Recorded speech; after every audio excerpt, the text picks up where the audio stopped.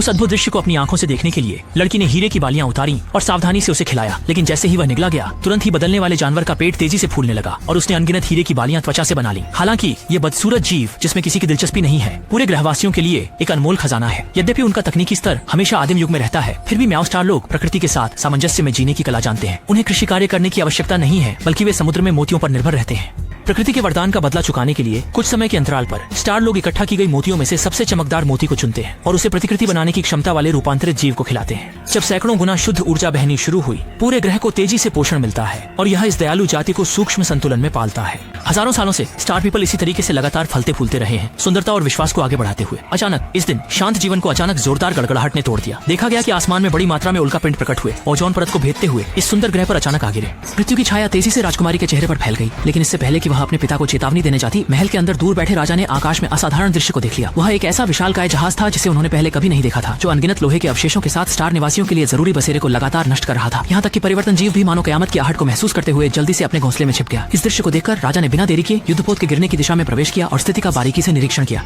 मुझे डर है कि इस समय के सितारे पूरी तरह से समझ नहीं पा रहे हैं कि वे अनायास ही मानव और विदेशी सभ्यता के युद्ध में फंस गए हैं। जब तक लिहू राजकुमारी मुश्किल से वापस कबीले में पहुंची, तब तक उसने पाया कि यह स्थान पहले ही।